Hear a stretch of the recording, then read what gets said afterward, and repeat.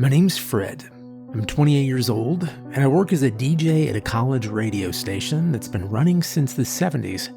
I also teach part-time. Communications department. I show the students how to hold a camera without shaking, how to angle the light so it doesn't bounce off your forehead, how to speak into a mic like it matters. Most of them are still figuring out how to sit up straight. You'd be surprised how many people forget their posture the second a camera's on them. I'm not full-time faculty or anything fancy. I don't wear a tie. I wear jeans and a flannel shirt most days. And if it's cold, I throw on a zip hoodie with the station's old logo across the back. A sort of disco ball with headphones. The kids think it's retro. It's not. It's just old. By day, I babysit undergrads with cameras. By night, I play 70s disco at 2 in the morning from a dusty booth with faded carpet and a wall of old soundboards. And I mean old. Some of the sliders have tape labels from DJs who are probably grandfathers now. There's one board that still says, "Do not touch this knob, Jerry," in red Sharpie. Nobody knows who Jerry is. The board still works, mostly. I didn't plan on ending up here. It started as a joke, really. After college, there's this weird limbo time where you're too old to be a student, but not quite settled into being a grown-up. You take odd jobs, weird gigs, things that don't look good on a resume, but pay just enough to keep your lights on. This was one of those jobs. I figured I'd run the station for a semester, maybe 2, while I figured out what I actually wanted to do. And that was 4 years ago. Now, I've got keys to 3 different rooms in the media building, my own parking space, even though it's technically visitor, and a drawer in the break room fridge labeled "Fred, do not touch," which everyone touches anyway, usually just for the creamers. It's not a glamorous life, but it's mine. The hours are weird, but steady. I get weekends off, and we don't do summer classes, so I get a full 3 months every year to do nothing. I tell people I use the time to work on music, but really I just sleep. Or take the same long walk every morning to the same corner store where the same guy behind the counter asks me if I want my usual. I do. There's a rhythm to the job. A slow, easy beat. Like one of those old disco tracks with the long intros. Nothing happens fast. The students rotate every semester, and they're all full of energy at first. They wear their little lanyards and carry notebooks they'll stop using after the 3rd week. I teach them how to sit behind a desk without fidgeting. I let them pretend to read fake news from fake teleprompters in a fake morning segment. They love it. They ask questions like, "Is this what the real news is like?" And I tell them, "No, this is more honest." Some of them laugh. Most of them don't get it. But yeah, and I love it. I love all of it. I love the smell of the old carpets in the booth. I love the way the mic feels warm after you've been talking into it for an hour. I love the blinking red on-air sign above the door, even though it buzzes sometimes, and we've never been able to fix it. The studio itself hasn't changed in years. The main booth still has that old shag carpet on the walls. It's supposed to be for soundproofing, but really it just makes the place feel like the inside of a van from 1978. There's a window between the booth and the control room, and half the time it's fogged up from the AC running too long. The paperwork. My gosh, it's a nightmare, don't get me wrong. We have to log everything. Every track we play, every second we're on air, every student who touches the equipment. There's a folder in my desk just for incident reports, though we've only had 2 in the last 3 years. One kid tripped over a cable and broke a light. Another tried to bring his hamster on set for a live animal segment. It went exactly how you'd think. The coffee's free in the break room, which helps. It's terrible, but it's hot, and it comes out fast. There's a vending machine that takes quarters and only quarters. The best part, though, it's the students. They're so full of ideas, full of questions. They remind me of myself, back when I still thought being on air meant something big. There are some strange things, though. And I'm not talking about the usual haunted campus stuff. You know the stories. Cold spots, lights flickering. Some girl drowned in the pool in 1972 and now her ghost checks IDs at the front desk or whatever. No. I mean, strange things. Things with rules. We have rules in the booth. Not your usual safety rules, stranger ones. Specific. Odd. They're written on a laminate sheet inside the booth, tacked to the corkboard under the broadcast schedule. Nobody knows who wrote them, but I have been here 4 years and I have seen what happens when you break one. So, if you're still with me, buckle up. I've got stories, and every single one starts with a rule. The first rule is simple. Stay inside during your entire shift. Now that might sound easy. You're thinking, Fred, why would I even leave? It's 2 a.m. You're in a booth, there's music playing, coffee in the break room. Why leave? Exactly. That is the right way to think. But sometimes people do. And that's where things go wrong. They call it the graveyard shift for a reason. I used to think that was just a figure of speech, a way of saying late as hell without sounding dramatic. But here on this campus, it feels more literal. See, there's a church about 2 blocks from the station. It's an old one, brick with stained glass windows that always look wet, even when it hasn't rained. I think it used to be part of the college, maybe back in the day when they had nuns teaching Latin or something. Now it's just there. Some students still go to Sunday Mass, not many.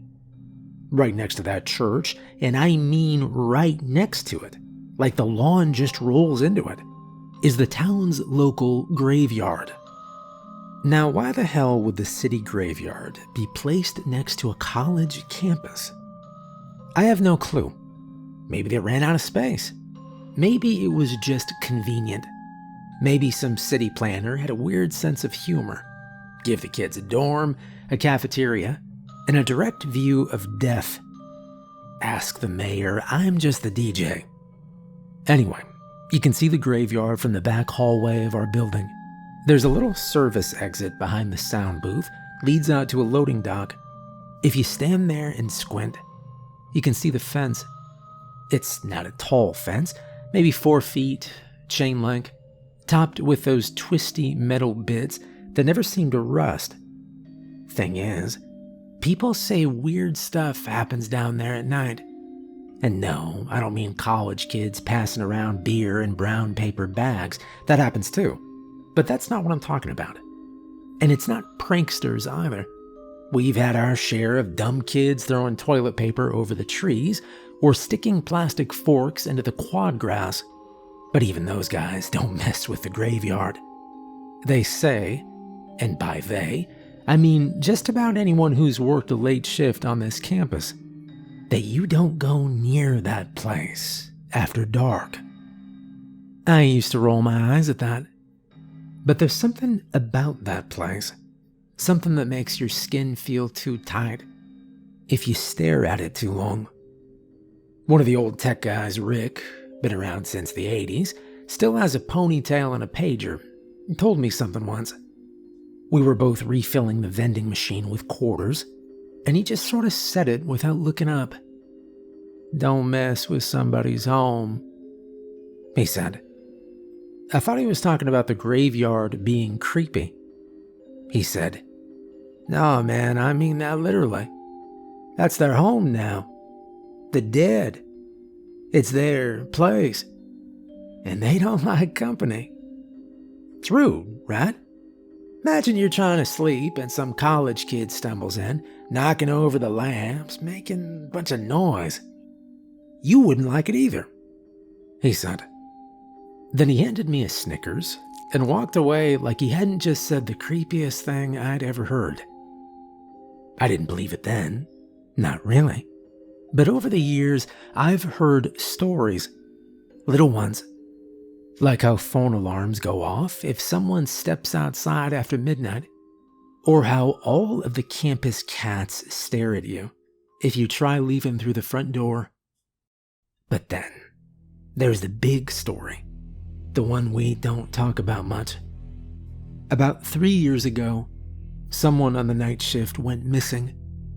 His name was Will. I didn't know him well. He was just filling in. I think it was between jobs. One of those guys who showed up with a clipboard and a new set of headphones, ready to learn the ropes. Nice. He was a nice guy. Quiet. He used to hum along to Earth, Wind, and Fire. One night during his shift, he left the building, said he was going to stretch his legs. He never came back. At first, we all figured he quit. People do that sometimes. It's a college job. You don't need to hand in 2 weeks' notice if you're just running late-night playlists and drinking stale coffee. But when he didn't show up the next week, and his stuff was still in his desk, people started asking questions. A week later, they found him in the lake, face down, lungs full of water. No signs of struggle, no bruises, no injuries. Just drowned, fully clothed, still had his lanyard on. The cops came by, asked their questions, made us hand over the CCTV from the station. We all crowded into the control room, expecting to see nothing, maybe a glitch, maybe him just walking out and never coming back. But the footage showed something different. It showed Will walking out the back exit, hands in his pockets, whistling, calm as anything. He walked right past the dock, past the fence, and toward the graveyard. That was the last time anyone saw him alive. I still remember the angle of the camera, all grainy and flickering like it always was. The way the motion light turned on just long enough to show his face before he stepped into the dark. After that, the rule got written down, taped to the booth wall, laminated, red marker. So now, even when I'm bored, even when the booth is hot and the hallway smells like old burritos and I really want to stretch my legs, I don't. I stay right here, where it's warm, where it's safe, where the music plays and the lights stay on and the back door stays locked. I keep the walks for when the sun's out. The second rule is just as simple as the first. Keep the show running no matter what.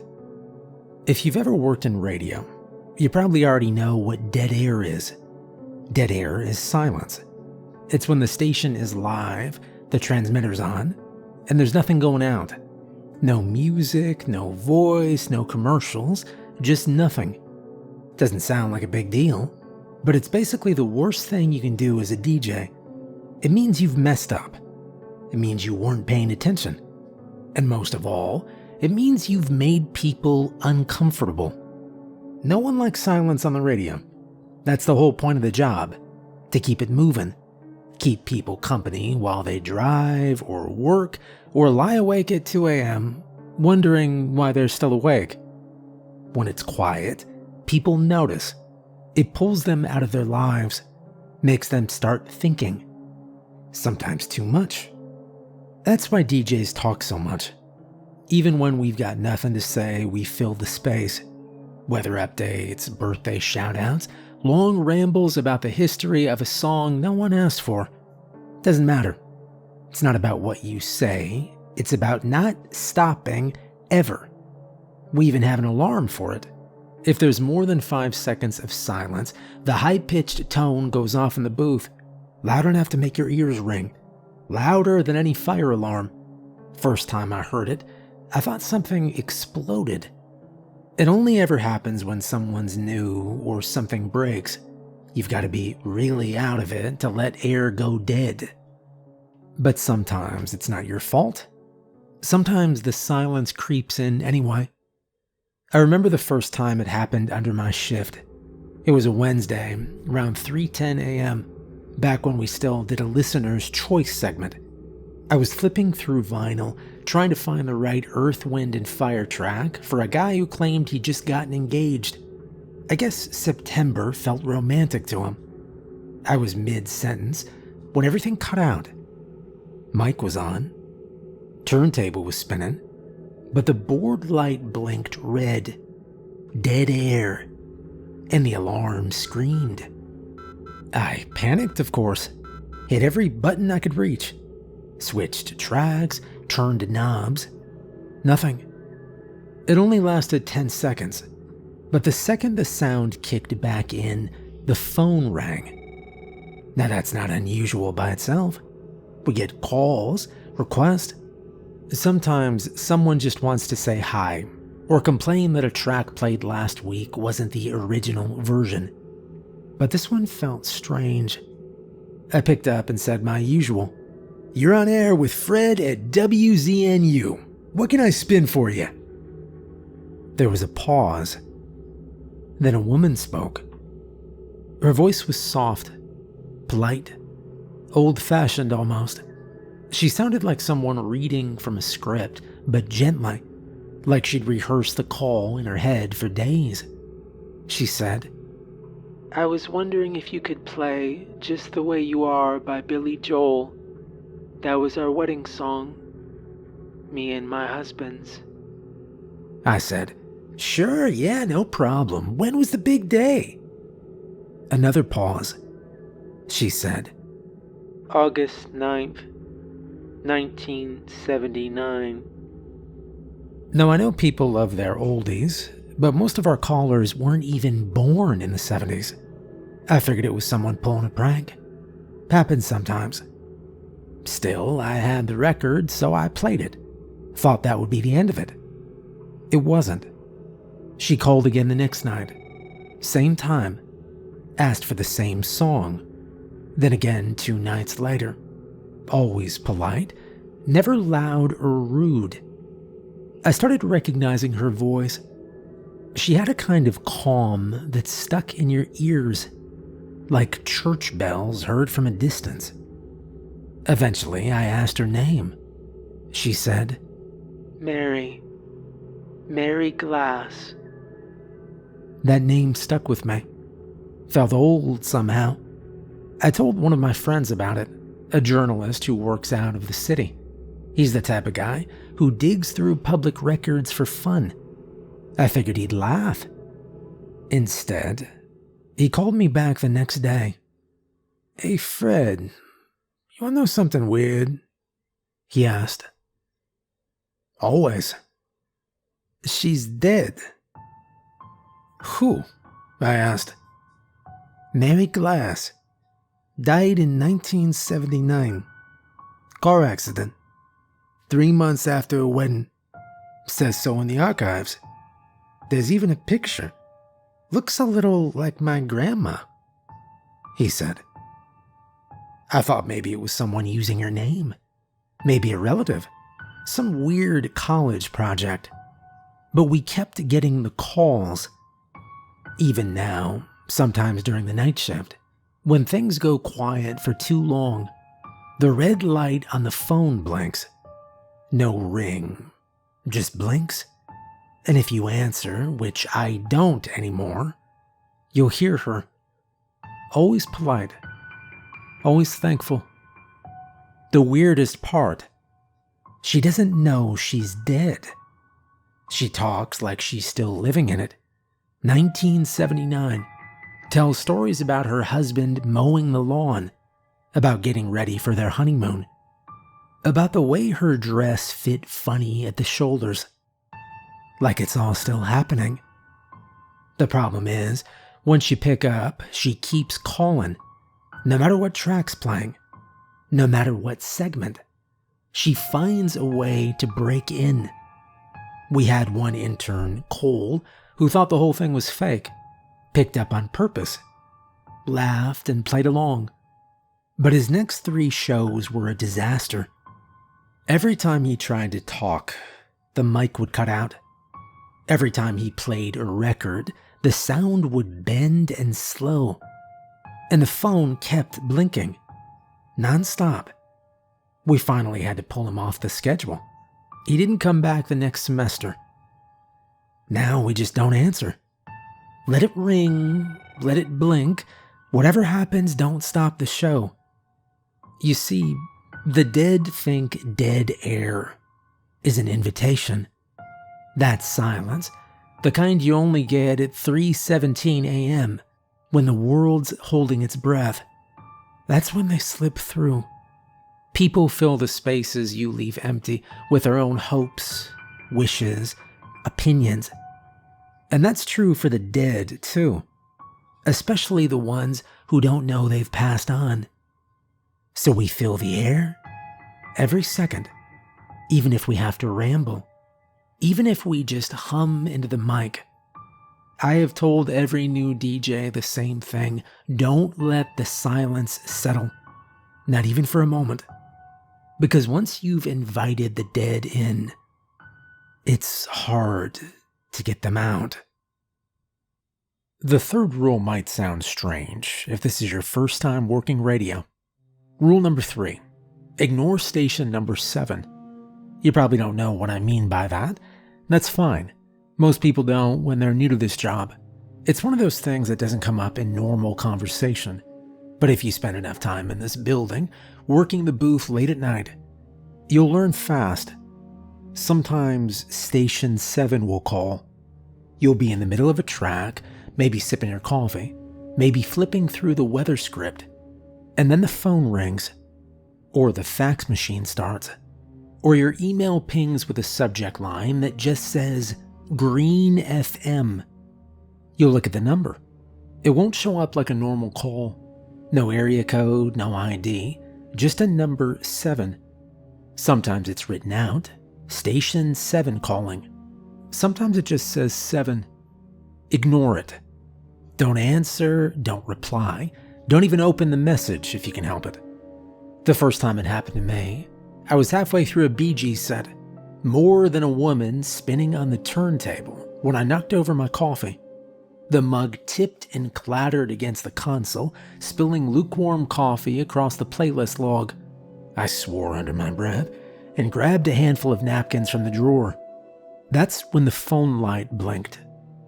Bright red, silent, just one word on the screen. 7.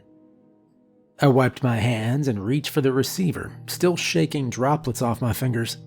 Before I could pick it up, the light shut off. No ring, just that quick flash, then nothing. The booth felt off after that. I couldn't explain it, but something in the room had shifted, like the moment you realize someone's been standing behind you longer than they should have. The next morning, I told Rick about it. He was crouched at the vending machine, swapping out quarters. He didn't look up when I spoke. "Yeah, I had a call come in last night. Missed it. The screen just said 7. You ever seen that before?" I asked. He paused for a beat, slipped another coin into the slot. He asked me if I answered. "No, knocked over my coffee, barely missed it," I said. He nodded slowly, quiet, and he said that's probably for the best. He fished a candy bar out of the tray, still didn't look at me, and he told me that Station 7 used to be local, and they've been off the air for a long time. That was all he said. Then he walked off. Now in radio, when we say a station's gone dark, we mean it's gone off air. Could be temporary, loss of funding, technical problems, whatever.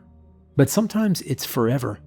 We call those dark stations, still listed in old registries, but gone, static, ghost on the frequency. Station 7 was one of those. Back in the 70s, it was a real place. Green FM 95.9. They used to broadcast from a big farmhouse on the edge of town. Rumor was, it started as a hippie operation. All incense and protest songs. But if you ask the older staff, they'll tell you it was something else entirely. A cult. Back then, that wasn't so unusual. New Age stuff was all over the place. Love, freedom, barefoot dancing in the fields. And sometimes, religion. Homemade religions. The kind where everyone smiles too wide and no one ever leaves. Station 7 was popular though. Played the biggest hits. Always had callers. People said the music had this warmth to it, like it hugged you through the speaker. And then one summer, the whole place burned down. No survivors. Some say it was an accident. Some say it wasn't. Either way, the building's still there. Or what's left of it. The land never sold. The town just built around it, like trying to avoid eye contact with a bad memory. And yet, they still call. Station 7 still rings us sometimes. We've got faxes with full playlist, handwritten, neat cursive, with dates from 1974, artists no one plays anymore, jingles that don't exist in any archive. Once, a new intern replied to one of the emails, hit reply all like it was a joke, typed, "Ha ha, you guys still broadcasting from the afterlife?" He didn't sleep for 2 days after that. Wouldn't tell us why. There are other dark stations out there too. Not just here. There's one in Nebraska, next to an old goat farm. I don't know what happened to them, but the story goes that the animals kept breaking free, always running toward the transmitter tower. They stopped fixing the fence after the 3rd time. There's another in New York, used to sit under a bridge. No DJ, just a looped voice reading poetry and crying. People said the broadcast made you feel like jumping. They shut it down after the 3rd body. One in Chicago. I've only heard stories. People claim it was a doorway to something else, like a hallway that never ends. They say you could hear footsteps in the background of every track. Most of them don't reach out, but Station 7 does. So here's the rule. Ignore them. The 4th rule is easiest to follow, in my opinion. Rule number 4. Leave a cup of coffee by the door at the end of your shift. At the end of each night, after the last track fades and the booth goes quiet, we do a wrap-up. It's informal, just whoever's still around. Usually a student intern, sometimes one of the tech guys if something broke mid-show. We go over how the broadcast went, make sure everything ran clean, and talk through anything strange that might have happened. A faulty mic, a late call-in, something skipping on the turntable. Little things like that matter more than you think. These meetings are called post-mortems. That's the actual term. Production people use it all the time, a breakdown after the fact. I always thought it sounded too dramatic for what we do. But the name stuck. Even the new kids start calling it that after a few weeks. They like how serious it sounds. We don't have a real conference table or anything. Most of the time we just sit on the edge of the stage in Studio B, legs dangling off the side, drinking whatever's left in our cups. I like hearing how the students describe the night. They notice different things. Energy in the room, tone of voice, weird silences that only they seem to catch. Sometimes they surprise me. Once everyone's had their say, they start heading out. One by one, they grab their bags, check their phones, and disappear into the hallway. The doors shut behind them. The lights turn off, one switch at a time, and then the building is still. That's when I go to the back kitchen. Not the nice one with a new coffee machine. The smaller one, with a warped counter and the peeling linoleum floor. The old fridge buzzes when it runs, and there's always a slight smell of burnt toast, even when no one's cooked anything. It's tucked away behind the break room, down a short hallway that never feels quite long enough. The red mug sits on the top shelf of the cabinet. Everyone knows it's there. Wide handle, heavy ceramic, chipped near the rim. Bright red. The kind of red that doesn't fade with time. You grab it, rinse it out, and make one last cup of coffee. Just black, no sugar, no cream. You set it by the door. Not the front entrance, not the glass one with a campus seal. The side door next to the soundproof hall. The one people forget is even there. Right under the emergency light. That's where the mug goes. You place it carefully on the little wooden bench against the wall. Handle turned outward. Steam rising, if you're quick enough with the brew. Then you leave. I never skip this step. No one does. Not even the students. If I forget to remind them, they'll remind me. It's just something we do. I asked Rick about it once, back when I first started. He told me it was a habit. Said the person who closes the station has always left something behind, going all the way back to the 70s. Coffee most times. Once, he said, someone left a bottle of Coke and came back to find the cap unscrewed and the label peeled off. The red mug became the standard. Rick also said something I never forgot. He told me his grandma believed red was a color that could be seen from the other side, not just noticed, but understood. The color of blood, the color of breath, life clinging to the edge of everything. He said coffee was the drug of the living, and maybe, if the other kind of folks were passing through, they'd see the red, smell the coffee, and move on. Nobody watches the mug. Nobody stands around to see who, or what, takes it. But every morning, when the first person unlocks the building, the cup is empty.